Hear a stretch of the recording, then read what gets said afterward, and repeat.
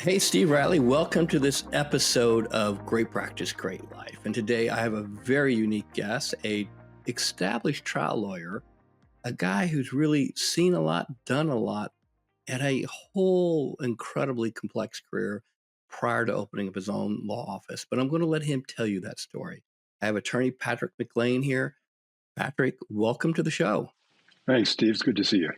It's good to see you as well. You have a fascinating background, but before we talk about your law practice, I really want to talk about how you built your practice, how you niched your practice, how you think about your global practice, how you think about growing it.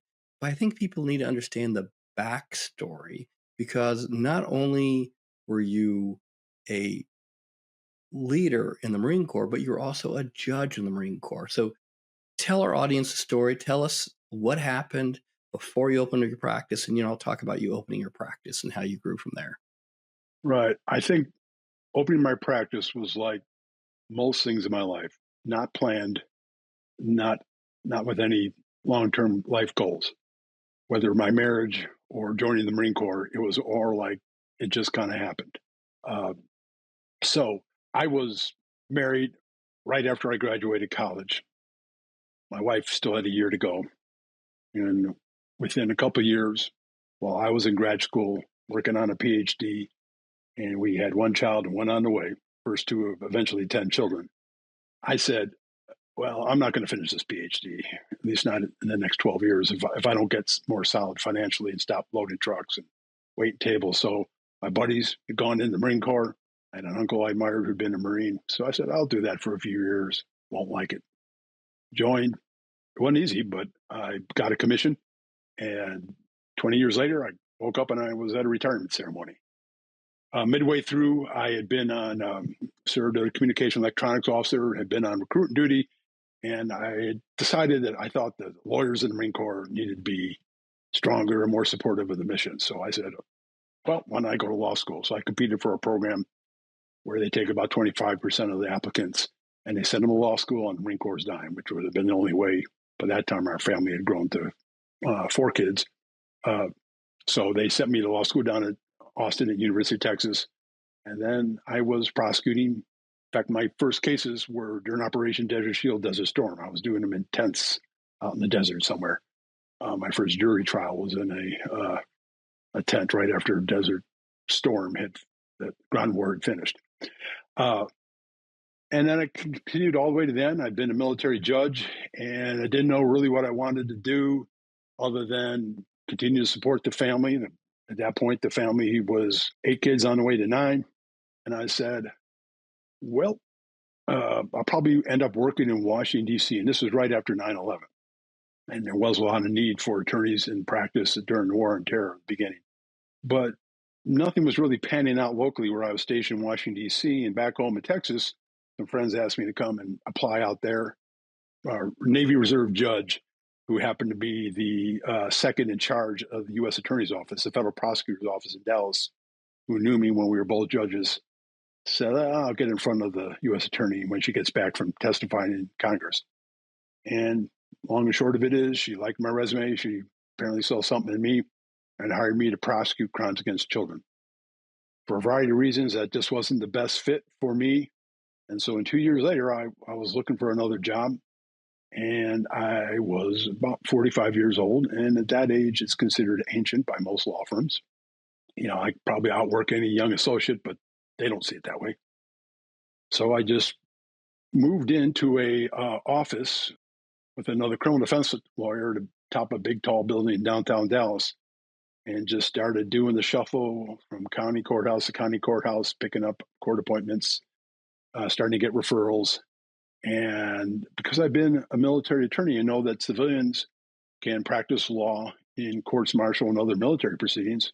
And I'd work with civilian lawyers in that way. I said I'd give my hand at it, and it just grew. In fact, for maybe the first decade of my practice, that was about 50% of my practice. And I travel all around the world because the UCMJ, the Uniform Code of Military Justice, and all regulations governing the military apply to the person as opposed to a geographic area. So I'd be trying cases in Turkey or Bahrain or Japan or Korea or Germany or wherever it was. So let me make sure I got let me make sure I got this straight. So after a 20-year career in which you were, everything from a prosecutor to a judge, Mhm. you then worked for 2 years. I imagine it's very difficult as a father prosecuting sex crimes for 2 years. That had to be a difficult thing for you with 10 kids. I mean, that had to been a challenging thing. But you basically threw up a shingle and did what everybody else does, which is go out and hustle for business. When did you realize, hey, why don't I rely on my 20 years of experience in the Marine Corps and niche? When did that hit you? When do you say, well, this is a hobbyist niche, I just go do this? I don't know. It didn't take a whole lot of thinking. I mean, I left the U.S. Attorney's Office needing to make money, so I just took what I could and started putting my name out on the internet and advertising. In fact, for a while, a particular marketer did a great job of selling my practice everywhere around the world. Got me in magazines, got me the PR that I needed to be recognized, and it just flourished. And I have to say, I really had a real love for advocating for people. I enjoyed prosecution for learning the nuts and bolts, but putting a person in a cage, however necessary, wasn't exactly what spoke to my heart. And as a judge, I think the main thing I enjoyed, besides watching various counsel practice and getting ideas of how to be a good advocate, was mentoring the young advocates that came in my courtroom as a military judge. But really, I have found my heart is in advocacy. Um, you said something else. I don't know if we really want to go here, but it has not been hard for me to be a prosecutor, judge, or defense attorney in crimes against children. Uh, to cut to the chase, as a child, for several years, I was a victim of sexual abuse. And it's very personal to me, but I found it to be a badge of honor on my part that no matter what job I took as a prosecutor, a judge, or as a defense counsel, I was not going to allow that to lessen my ability to prosecute the crime, come up with a fair resolution of a case if it was fell upon me as opposed to the jury, as a judge, or as an advocate.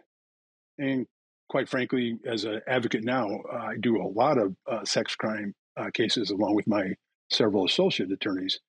And of course, as you would imagine, some of your clients come in who clearly have been wrongfully accused. Some you'll never know. And some clearly have done what they've been accused of, but you're still advocating for justice and fairness in their cases. So and that's what I love about it. I'm here to take care of people. And some people, and we get a lot of acquittals, deservedly so, either because they did not do what they're accused of or the state failed to have the evidence. But a lot of times we're just helping people move on from the worst moment of their life, where they did something that was just so contrary to what they themselves expected of themselves. And I think of the man who I represented who was accused of bribery and fraud in Korea, a civilian working for the Department of Army, and he was facing in federal court in Honolulu a likely sentence of 3 years in jail. And through our presentation of sentencing, we were able to persuade the judge, who had been on the bench for several decades, that she should award probation vice a sentence, because that was a fair assessment considering both the crime to which he had accepted guilt, but also his whole life and his whole character. So that's important to me as an advocate, is I'm there to take care of people. I'm there to be the one standing by their side, particularly when perhaps no one else is. After all these years of fighting in courtrooms, being a judge, prosecuting, defending, how do you still find the passion? How do you find the empathy? How do you find the ability to embrace their story and advocate? Well, part of it comes from my faith, and that might be a little bit beyond the scope of this podcast, but part of it comes from just a recognition that they're my fellow human beings. And I think if we know ourselves, we are in no position to judge others. And therefore, what I look to do is to allow everybody the kind of grace that I hope all of us would want if we were in the situation of our clients. And again, that goes from the person who clearly has not done what they've been accused of to the person who clearly did. All of them deserve respect and honor as fellow human beings. So I do it for that, but I will say, Hey, Steve, I want to talk to you about something that's big news here at Atticus. We've heard from so many trial lawyers over the years that they want a program exclusively for them. Now, this is not one-on-one coaching. This is actually a group program where other trial lawyers get together to focus on, first, how to increase the income from their practice, two, how to protect their focus, confidence, and energy, and three, how to learn from each other and refer work to each other. So if you think you're interested in joining a program like this, or you have a friend of yours that's a trial lawyer that you think they need to join a program like this, pick up the phone and call us now at 888-644-0022. That's 888-644-0022, or click the link in the show notes to get more information. Look, the trial practice is a difficult practice. I know, I did it for a decade. The quicker you take action and the quicker you build that great practice, the quicker you'll get that great life that you're dreaming about. Take action. Don't think about it. Go. Thank you. I do it for that, but I will say now I'm 67, or will be later this month. I'm ready to not have to be the one who's always rushing into the burning building to save someone. I'm training my associates to do that. I am teaching at the Trial Lawyers College to teach the next generation of advocates as well. I still do the work. I will be off to Italy this month to fight for an Army Master Sergeant who likewise has been wrongfully accused. But I'm looking to move on as an owner of a law firm to teach others, give it to others. And quite frankly, one thing about criminal defense is, I'm sure most lawyers are, you also have to think that one of these days you're not going to be here anymore. And what does that mean for your clients? What does that mean for your employees and all that? So by setting up a well-run law office, I'm hoping that my clients will always be taken care of, that my absence, whenever I pass, will not, adversely affect them at all. My employees will still have a place to go to work and that sort of thing. So that's my ultimate goal, is to get a law office that's in that position. Whether I remain a owner or I sell it or pass it on to somebody else and, just serve as of counsel, that I'm taking care of the people that rely on me. And that would be our clients and our employees as well as my family. And so it's kind of a win-win-win for you. Win from a legacy and purpose perspective, because the Yeah. fire still burns within you from a passion and advocacy, what you do, and whether it's driven by faith or how you see yourself, it doesn't matter. It's really how you see yourself, what you believe in. The second part of that is like building a business that may or may not be a very valuable asset to a buyer, but will be a valuable asset from a legacy and taking care of your team. Because when you and I were talking before the podcast, we have somewhere between 14 to 20 employees, depending how we classify them, which is, a very, very respectable amount for a niche criminal law practice. And that's one of the things that's cool about what you've done. You've niched beautifully, you've niched hard. And some lawyers, after a 20 plus year career, age 45, may just take a government job and just kind of float along. But you went the entrepreneurial route. You opened up a practice and you didn't just hang out at the top of that big building anymore with a couple other lawyers. You actually built something that ultimately your goal is to sell. So talk to me about the shift in your thinking when you did that, because it had to be incredibly steep learning curve from a lifetime career in the military, a couple of years in the prosecutor's office, to suddenly you're owning your own shop. That's a big jump. And let's add to that, I was a medieval history major in college. Oh, My well, there thesis, you go. my thesis was Joan of Arc, and I was a communication electronics officer in the Marine Corps. Oh, it And makes in perfect sense. and in law school, I had a one credit business course just to prep for the bar. So Oh, I perfect. had zero business knowledge. So whether I gained my knowledge from Atticus or elsewhere, I I would really needed to drink from the fire hose about everything about the business, from marketing and sales to production and finances to physical plant to just team building and HR. So there was a lot I had to learn, but the Marine Corps was a good asset in that way. We obviously have a lot of training in leadership, but we also have a lot of training in management. But I took that from the business coaches that I have had to really understand, but also adapt it to my practice, because my practice is obviously quite different than immigration or wills and estates or family law or the tall building corporate lawyers. And I think people know that sort of, but I don't think people realize just how variegated the practice of law is, where everybody accepts that with, say, medicine. Everybody knows there's a big difference between an oncologist and a dermatologist, but not so much. And quite frankly, the criminal defense folks, I call us the oncologist of law, because most of our clients are getting a very bad diagnosis and even perhaps a bad prognosis. And so what we do is to hopefully restore them to good health, which means mental and spiritual health, as well as restore them to community. And that I love doing that. I love. I mean, obviously, I've taken to being a father. I've taken to being a leader in the Marine Corps. So it was that same sort of interior thing to me kind of made running the law office work. Yeah, so you have the leadership skills. Obviously, you have to pay people versus order them around. So Right. that itself is a distinction. They're volunteers. We have to give them cash and stuff. But what do you think your biggest challenge was when you made the pivot?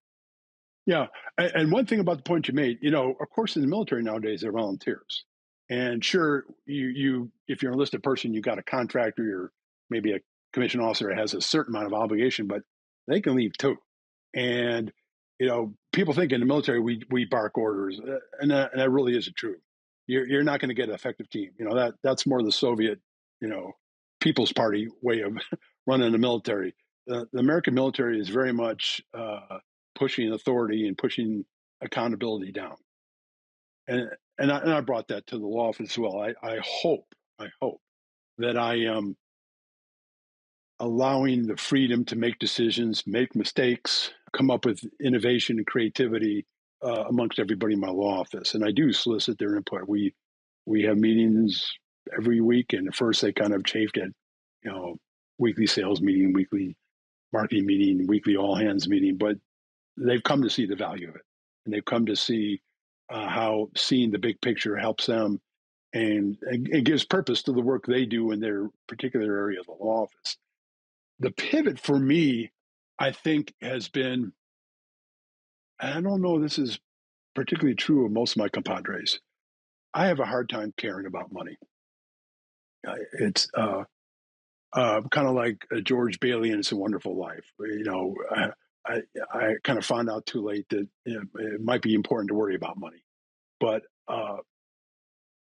I I do have to worry about money. I'm very blessed that the person who does all our financial records is my wife, which I asked her to do really because actuarially I'd be more likely to be the one to pass away before her, and she needs to know where it all is. But also because I think she has a good balance to me. I think of a particular comedian I enjoy a lot who says, in a marriage, both of you can't be fun people or you'll be broke in a day. Uh, one person has got to be the one who doesn't like fun. And I think that's important. Is that one person has to say, whoa, you can't do that. Whoa, you're paying that guy too much, or you're throwing too much money at that. And I'm the kind of person who are kind of like, build it and they will come. Let's just go do this. Let's go hire this person. Let's get a bigger office. It's nice to have somebody, particularly one that has the green eye shades and the calculator, saying, well, let's look at this. But on the other side, what I've learned from the business coaching is, unless you're willing to grow, you're actually dying. And that applies to anything. If you don't grow in knowledge, your brain's atrophying. If you're not working out of the gym or doing whatever you do for exercise, your body's falling apart.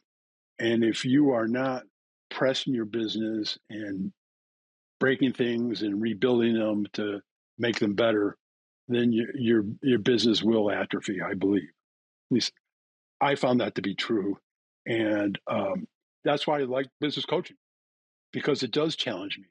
I got to speak aloud my thoughts, and sometimes I'm my own best BS detector, even as I'm speaking my thoughts. And a business coach helps with that, makes you stop. I just spent 2 days at a seminar on how to sell your law firm. or buy one, whichever way you're going, and talking about valuation for law firms. And it's always something I know I have to do, but it sure helped to have somebody make you stop, slow down for 2 days, and think about the things you need to think about. Because I will not live forever. I will not be in charge of my law firm forever, but it's going to have clients, it's going to have employees, and those folks need to be looked out for. What was your biggest takeaway from the workshop? That there's a lot of value other than the cash in the bank or your annual gross revenue. Okay. So systems, procedures, contact list, goodwill, referral base. There's a lot of things that go into evaluation of a law firm. I think the presenter put it this way, that he would rather purchase a law firm that grows 500,000 that had a good, well thought out machine day in and day out producing great, as opposed to $1 million law firm that just seemed to be kind of flying by the seat of their pants. Well, that would make sense. Yeah, yeah, but that brought it home. You have to have a broad perspective, not only if you're going to take over a law firm, but also if you're going to present your law firm for somebody to take over. What is the true value of it? And also, that's a good way to assess, even if you're not buying or selling right now. You just want your law firm to be healthy and be stable, and your employees have employment and clients coming in. You've got to have policies, procedures, systems. There has to be a certain amount of structure and reliability in a law firm. Sometimes we take that for granted. I don't want to get too political here, but one thing I heard out of all this controversy in the beginning of this year, 2025, about the Department of Government Efficiency, is some of the people that were working for there said, not for attribution, they were anonymously quoted, was actually the government was more efficient than we thought. We went into this thinking it was inefficient. And I think the reason is because, over time, organizations do develop systems and policies and procedures. I know the Marine Corps does. And one of the best things about the Marine Corps that I learned is how we're always willing to innovate and break things and think anew. So a couple of commandants of the Marine Corps ago, the commandant said, we're getting rid of tanks. We don't need tanks. They're a costly burden, and we're going to put the manpower elsewhere, et cetera. And there was a lot of hullabaloo about that. But I think that it is proven to be accurate. If we just look at what happened with Ukraine, sending very inexpensive drones to destroy 1/3 of Russia's nuclear air force. Warfare changes, and you have to recognize that, and you have to be ready. The courtroom changes, people changes. Gen Alpha and Gen Z are very different than Gen X and us baby boomers. And if you don't recognize that and you don't think anew about how to address your audience and how to meet them where they're at, you're not going to be effective advocates.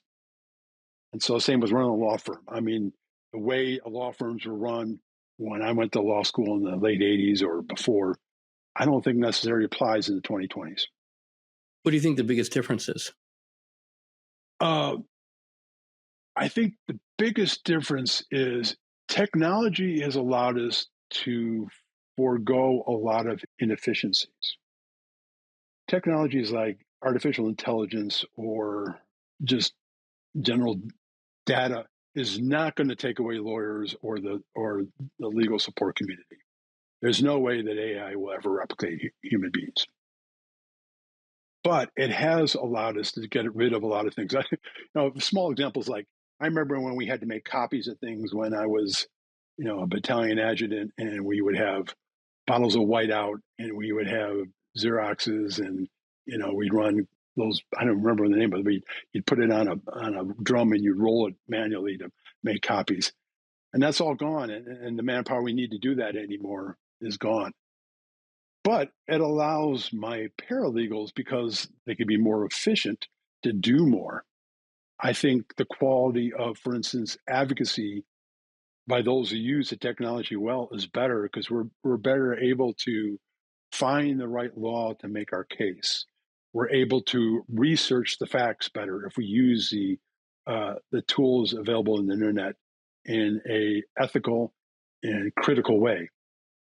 So I actually think it makes us better warriors in the courtroom. It makes us better advocates for our clients. So technology has helped out a lot. And also, there are a lot of things we don't need to do. For instance, criminal defense lawyers spend a lot of time, on a windshield of the car going from courthouse to courthouse for a 5-minute appearance and a 2-hour drive to get there, where they can do it just like we're doing now. They just go online. I had a case in Waco, Texas, and before I got it dismissed, I had several hearings, and it was just like this. And Waco's more than an hour away from me, and even the Waco attorneys were showing up on the screen because why sit there and go through all the hassle going through the courtroom security and up there when you can get it done?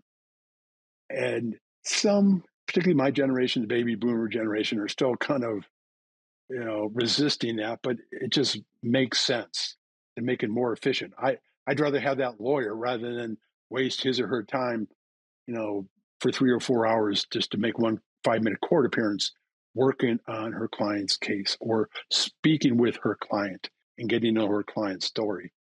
So I think that's beautiful, and I think it's also more efficient for clients if we're able to spend more time with them. So I have clients that are 2 and 3 hours away from me. In fact, earlier today, I was talking to a client in Italy.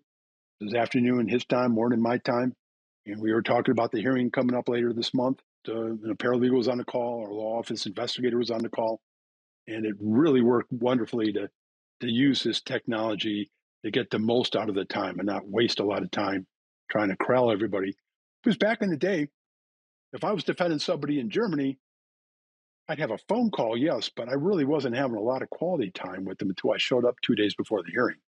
Now I can be spending time with them, really preparing the case, looking them in the eyeballs like you and I are looking at each other, and really being more authentic and more in depth.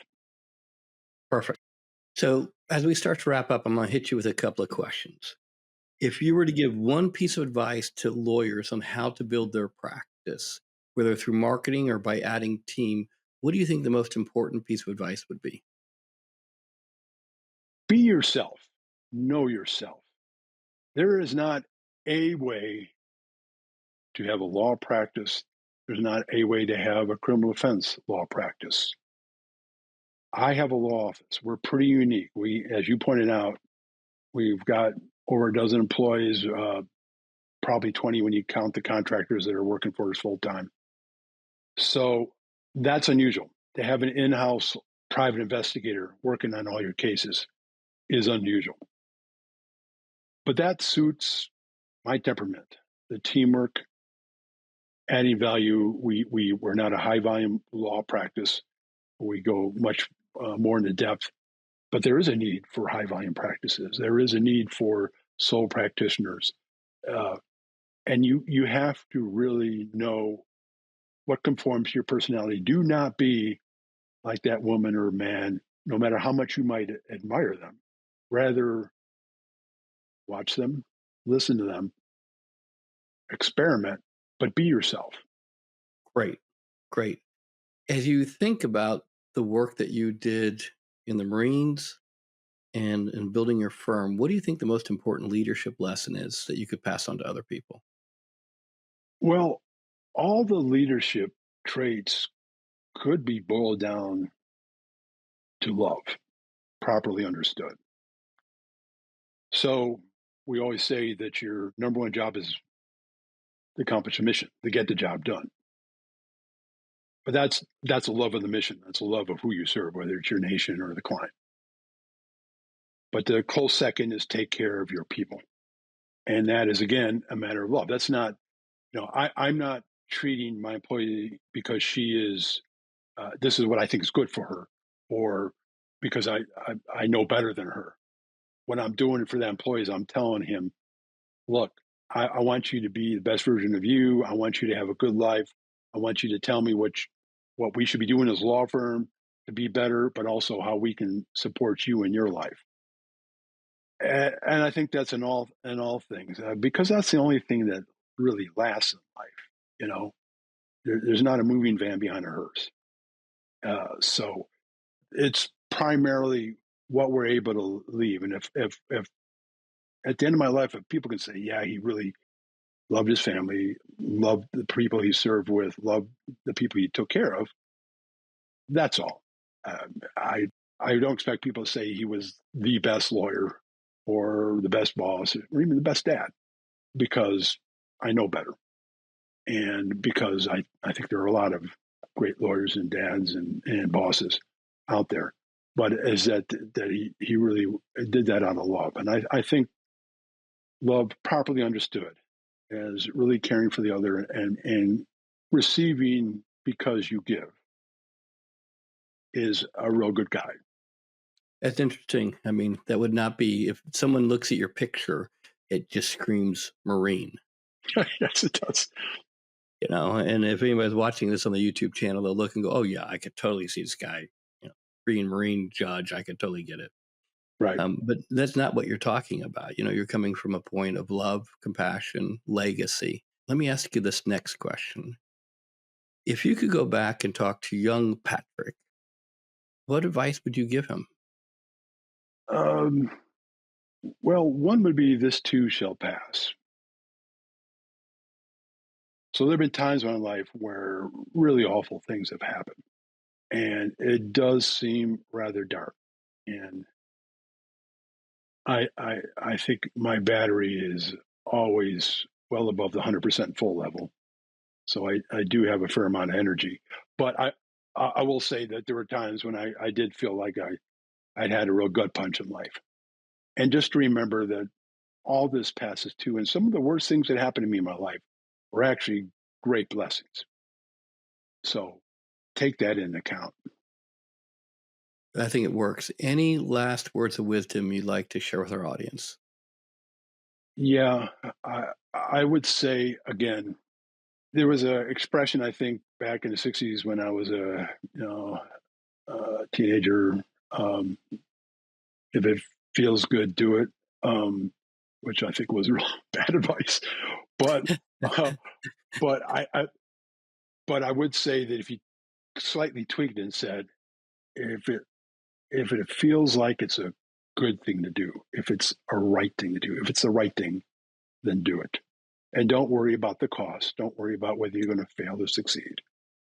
If it seems like the right thing, just go do it. Every time I have, whether I asked my wife to marry me, or I went into the Marine Corps, or I struck out into the entrepreneurial world and started a business in a law firm, I just felt like it was the right thing to do. And it was. It wasn't without pain and sacrifice, but it was the right thing. Wonderful. With that, Patrick, thank you. Thanks for being part of the show. Thanks for taking the time, and thank you for your service. Thank you, Steve. It's been a pleasure. Thanks for joining this week's episode of Great Practice, Great Life. Please tune in weekly to get the next episode. If you enjoyed the episode, please subscribe, like, and don't hesitate to share it with a friend who you think this episode could help. With that, thanks, and I hope you enjoy next week's episode.